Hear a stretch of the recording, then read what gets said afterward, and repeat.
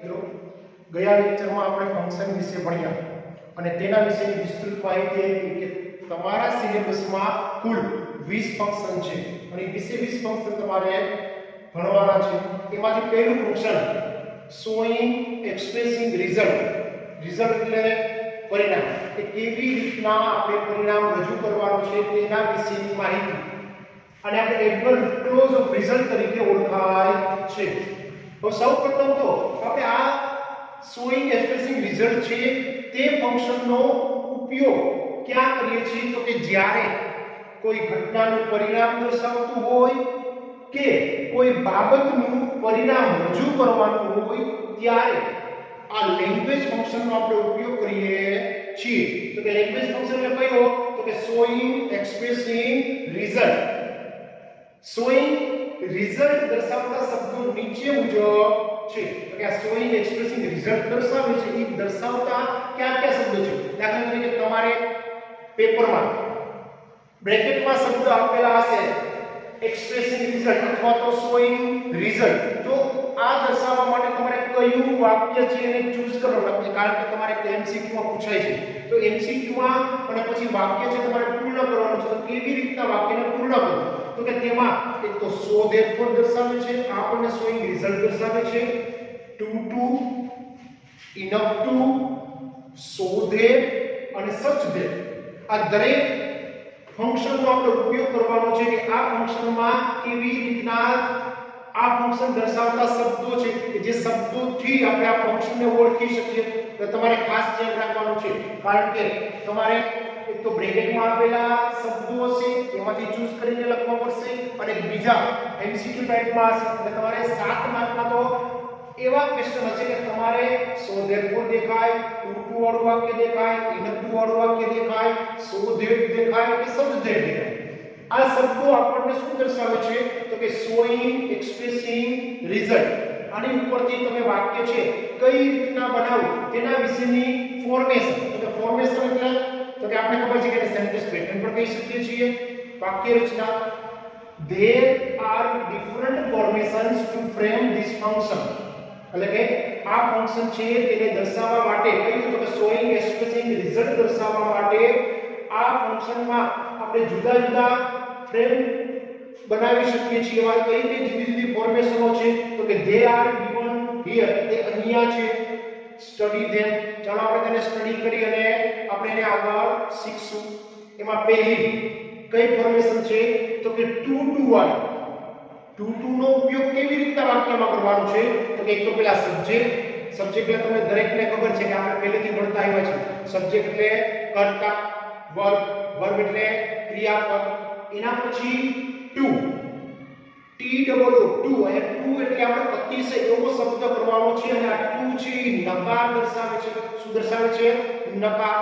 પછી એડજેક્ટિવ એટલે વિશેષણ પછી ટુ આ ટુ છે ઇન્ફિનિટિવનું ટુ છે એના પછી હંમેશા માટે V1 હોય છે V1 એટલે મૂળ રૂપ।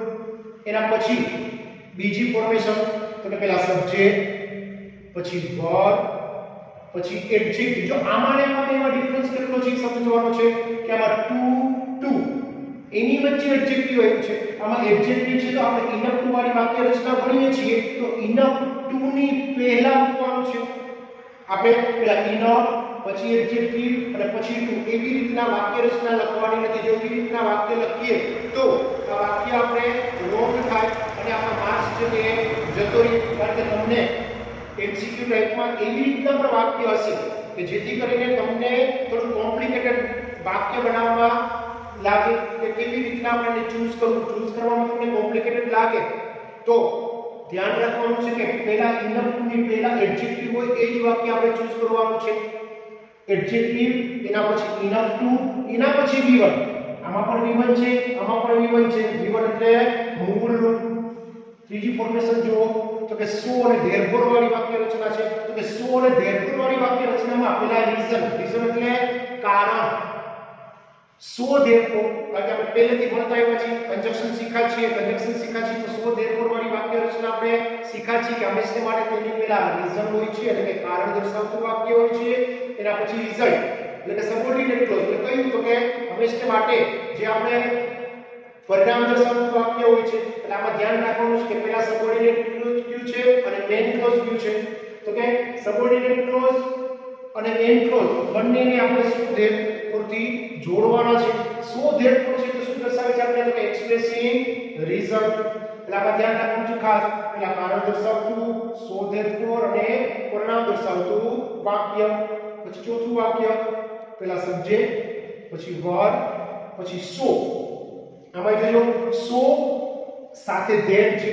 ફક્ત ને ફક્ત ખાલી સો નથી સો અને ધેર સો અને ધેર ની વચ્ચે એડજેક્ટિવ હોય છે પછી અહીંયા આપણે વચ્ચે ટુ અને ટુ ની વચ્ચે એડજેક્ટિવ છે તો આ બંનેની વચ્ચે એડજેક્ટિવ છે એના પછી સબ્જેક્ટ ફરીથી જે સબ્જેક્ટ છે એ સબ્જેક્ટ કેન અથવા તો કેન નોટ જો નકાર છે તો કેન નોટ હકાર છે તો કેન પછી V1 ઓબ્જેક્ટ અને અધર વર્ડ તો વિદ્યાર્થી મિત્રો ખાસ ધ્યાન રાખજો કે આમાં તમારે અવશ્ય માટે ઘણી વખત તમારે નકાર દર્શાવતું પણ વાક્ય હોય છે તમે કહેશો કે સર આમાં તો કઈ રીતના કેન અને કેન નોટનો ઉપયોગ કરો અને આપણે આગળ એક્ઝામ્પલ જ્યારે શીખશું ત્યારે તેના વિશે તમને ડિટેલમાં સમજાવીશ પછી પાંચમી ફોર્મેશન જો તો કે પહેલા સબ્જેક્ટ પછી વર્બ પછી સચ આમાં સચ છે આમાં જો સો છે આ બંનેનું ધ્યાન રાખી અને ખાસ અભ્યાસ કરજો અને ખાસ જોજો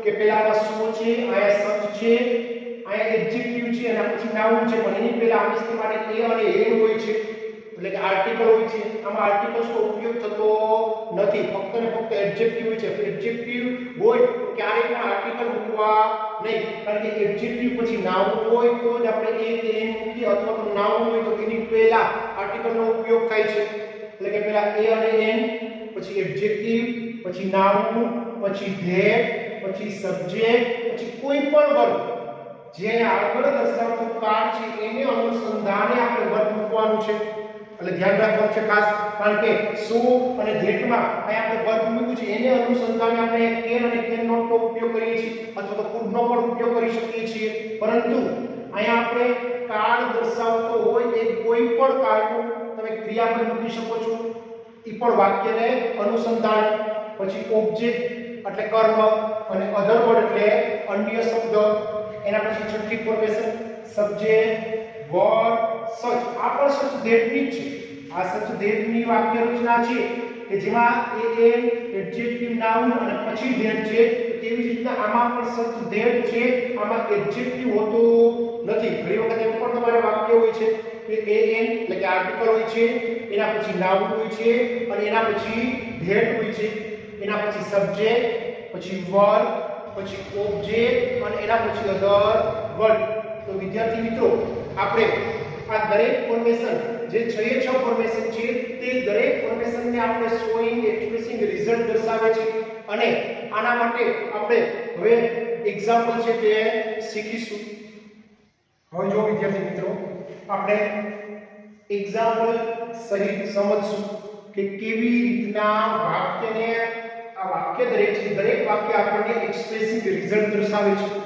એમાં સૌપ્રથમ પહેલું સેન્ટેન્સ જો he is too weak જો ખાસ too weak to walk fast આનો મતલબ કે તે એટલે કોઈ પણ વ્યક્તિ સબ્જેક્ટ એટલે કોઈ પણ વ્યક્તિ તમે આ કોઈ પણ સ્ત્રી પણ લઈ શકો પુરુષને પણ લઈ શકો અથવા તો બીજા કોઈ પણ તમે નામ પણ લખી શકો he is too weak તે અતિશય નબળો છે to walk fast ઝડપથી ચાલવા માટે આપણે ખબર છે કે આ બે શું દીધું છે ટુ એટલે શું નકાર દર્શાવે છે ખાસ ધ્યાન વિદ્યાર્થી મિત્રો ટુ એટલે શું છે નકાર છે નકાર દર્શાવે છે આપણે એવો અર્થ કરવાનો છે કે અતિશય તે અતિશય વીક એટલે નબળો છે નબળો એટલે ખબર છે કે વધારે સશક્ત નથી નબળો છે શેના માટે તો કે ઝડપથી ચાલવા માટે બીજું વાક્ય જો આપણે આ દર્શાવે છે જો ટુ અને ટુ આ આપણને શું દર્શાવે છે એડજેક્ટિવ એટલે કે ટુ ની વચ્ચે શું મૂક્યું એડજેક્ટિવ પછી જો Janvi is bold enough to answer anybody આ જાનવી શું છે સબ્જેક્ટ હવે આપણે આ ઇનફ ટુ શું દર્શાવે છે તો કે શોઈંગ એક્સપ્રેસિંગ રિઝલ્ટ. આપણે ટુ પણ એક દર્શાવે છે, પણ આની વાક્ય રચના આપણે જોઈ છે કે પહેલા સબ્જેક્ટ, પછી વર્બ, પછી ટુ, પછી એડજેક્ટિવ, પછી ટુ, પછી V1 અને અધર વર્બ. આમાં પણ એવી જ રીતના, પણ આમાં ખાસ ધ્યાન રાખવાનું છે કે ઇન ટુ પહેલા એડજેક્ટિવ હોય છે, તો કે પહેલા સબ્જેક્ટ એટલે જાણવી છે, વર્બ કયું છે, ઇઝ છે, એના પછી બોલ્ડ, બોલ્ડ એટલે બહાદુર, ઇનફ ટુ એટલે પૂરતા પ્રમાણમાં, ઇનફ નો શું ઉપયોગ કરવાનો છે, પૂરતા પ્રમાણમાં, આન્સર એનીબડી, આન્સર એટલે જવાબ, અને એનીબડી એટલે કોઈ પણ વ્યક્તિને, જાણવી પૂરતા પ્રમાણમાં બહાદુર છે કોઈ પણને જવાબ આપવા માટે. કે ટુ છે એટલે આપણે ખબર હોવી જોઈએ કે ટુ પછી હવે શા માટે V1 છે, આન્સર છે શું છે, V1 છે, એટલે કે જાણવી પૂરતા પ્રમાણમાં કોઈ પણને જવાબ આપવા માટે બહાદુર છે. પછી Divyesh was ill for many days, so therefore he was hospitalized. તો so therefore એવું છે, આ પણ આપણને શું દર્શાવે છે, showing expressing result. આ એક વાક્ય છે આપણને કે Divyesh was ill for many days, કે દિવ્યેશ ઘણા દિવસોથી બીમાર હતો. ill એટલે બીમાર, પછી so અને therefore એટલે તેથી, he was hospitalized, hospitalized એટલે કોઈ પણ દવાખાનામાં હતો એનો મતલબ છે કે તે બીમાર છે. તો બીમાર હોય આપણે ક્યાં હોય છે, આપણે ખબર છે કે અત્યારે કોરોના છે, તો કોઈ પણ વ્યક્તિ કોરોનાગ્રસ્ત હોય તો એને આપણે હોસ્પિટલ છે એડમિટ કરવું પડે. તો અહીંયા પણ દિવ્યેશ કેવો છે, તો તે ill છે, તેથી તે હોસ્પિટલાઇઝ છે એટલે તો કે દવાખાનાની અંદર હતો, અને બીમાર હતો. અહીંયા વોઝ આવેલું છે એટલે અહીંયા પણ આપણે શું મૂક્યું છે, વોઝ. વાક્યને સુધારે જે કાળમાં હોય તે કાળમાં જ આપણે મૂકવાનો છે. પછી ચોથું સેન્ટેન્સ મેરી કોમ. આપણે ખબર છે કે મેરી કોમ કોણ છે, તો કે આપણા ફાઇટર છે ને, બોક્સર છે. તો મેરી કોમ ફોટ સો બ્રેવલી, અતિશય બહાદુર છે. કે ધેટ છે સો અને ધેટ, આપણે સો ધેટ વાળી વાક્ય રચના શીખા છીએ. પછી નન કુડ ડિફીટ એટલે નન આવ્યો કે નકાર દર્શાવે છે, એટલે કુડ નોટ મૂકી શકતા નથી. કુડ એટલા માટે મૂક્યું છે કે આયા છે ફોર્ટ છે શું છે, V2 છે, એને અનુસંધાને આપણે કુડ મૂક્યું છે. એના પછી તો રિવર્સ હોય છે. અને ખાસ ધ્યાન રાખવાનું છે વિદ્યાર્થી મિત્રો કે હંમેશને માટે કુડ આવ્યું છે તો એના પછી V1 આવ્યું છે, આપણે V2 માં મૂકી શકીએ નહીં, કારણ કે એક જ વાક્યમાં બે V2 હોતા નથી. નન કુડ ડિફીટ હર એટલે કે કોઈ પણ વ્યક્તિ છે તેને હરાવી શકતા નથી. આમાં પણ સો અને ધે એમાં જો બ્રેવલી મૂક્યું છે, એડવર્બ અથવા એડજેક્ટિવ નો આપણે ઉપયોગ કરી શકીએ છીએ. અને એના પછી હંમેશા માટે ઇનપુટ વાળી વાક્ય રચના. પછી પાંચમું વાક્ય જુઓ, love is such a powerful feeling that everybody likes to be felt. લવ એટલે આપણે ખબર છે કે પ્રેમ છે, ખરેખર કોઈ પણ વ્યક્તિ છે એને ગમે તેવો ક્રોધાયમાન હોય અને જો એને આપણે પ્રેમથી જીતી શકીએ છીએ અને એનો ક્રોધ છે તે પરિતાપ થઈ જાય છે. તો અહીંયા પણ લવ ઇઝ સચ અ પાવરફુલ ફીલિંગ, એટલે જો એ સચ છે એના પછી એક એમ છે, એના પછી પાવરફુલ એટલે લાગણી, એટલે આમ છે કે એવી પાવરફુલ એવી લાગણી છે કે એવરીબડી દરેક વ્યક્તિઓ છે તે અનુભવ થવા માટે એને ગમે છે, એને અનુભવ કરવું ગમે છે. દરેક વ્યક્તિને અંદર પ્રેમ તો હોય છે, ભલે ગમે એવો એંગ્રી મેન હોય છતાં પણ એની અંદર લવ તો હોય જ છે, પ્રેમ તો હોય છે, કે જેથી કરીને દરેક વ્યક્તિઓને તે આનંદથી આપણે અનુભવ કરવું ગમે જ છે. પછી છઠ્ઠું વાક્ય, દિનેશ રોટ સચ અ પોયમ. દિનેશ એક આવી પોયમ લખી, જો રોટ છે શું છે, V2 છે, અહીંયા આપણે સચ આપ્યું, ધેટ આપ્યું છે, આ એક સબ્જેક્ટ છે, પરંતુ આમાં પાવરફુલ છે શું છે, એડજેક્ટિવ છે. આમાં એડજેક્ટિવ નથી, ઓન્લી ફોર આ શું છે, તો કે આ છે નાઉન. નાઉન એટલે નામ, એટલે નામ છે, નામની પહેલા એડજેક્ટિવ દર્શાવે છે. એક પોયમ, આવી એક પોયમ લખી કે nobody could understand, કોઈ પણ વ્યક્તિ આને સમજી શકતા ન હતા, કારણ કે એના શબ્દો એટલા પાવરફુલ અને ગહનતાવાળા એટલામાં આપણે ખબર છે કે ખાસ કરીને રવિન્દ્રનાથ ટાગોર કે જેની પોયમના શબ્દો એટલા બધા ગહનવાળા હોય છે, ઊંડાણવાળા એટલા ડીપલી હોય છે કે આપણે એને તરત જ તાત્કાલિક એને સમજી શકતા નથી. એના માટે ઘણું આપણે અંદર સિંચન કરવું પડે અને એ શબ્દોને આપણે સમજવા પડે એની ગહનતા શું છે. એવી રીતના દિનેશ જે પોએટ છે, કવિ છે કે જે એક આવી પોએમ લખી છે કે જેના શબ્દો એટલા પાવરફુલ છે, એટલા બધા ગહનતા અને એટલા બધા ડીપલી છે કે જેને કોઈ પણ વ્યક્તિ સમજી શકતા નથી. એટલે આપણે ખાસ જોવાનું તો એ છે કે સચ અને ધેટ એની વચ્ચે શું છે તો કે કોઈ પ્રેપોઝિશન છે, સોરી આર્ટિકલ છે અને આપણે એડજેક્ટિવ નથી પણ શું છે નાઉન છે. એટલે કે નાઉન ની પહેલા કોઈ પણ આર્ટિકલ હોય છે, અહીંયા નાઉન છે, એની પહેલા શું છે એડજેક્ટિવ છે, એની પહેલા આર્ટિકલ છે. આમાં ખાસ બંનેની વાક્ય રચના ખાસ જોવાની છે. પછી સાતમી tea is too hot, tea is too hot to drink. ચા અતિશય ગરમ છે પીવા માટે. તો ચા પીવા માટે અતિશય ગરમ છે. આપણે ખબર છે કે ચા ગરમ હોય અને પી જાય તો આપણી જીભ છે દાજી જાય. તો આપણે ઘણી વખત કહેતા હોય છે કે ચા છે અતિશય ગરમ છે. આપણે ખબર છે શેના માટે તો કે પીવા માટે હોય છે. તમે ચા પીતા હોય ત્યારે થોડીક આપણે એને ઠરવા દેવી પડે, નહીંતર આપણી જીભ છે તે દાજી જાય.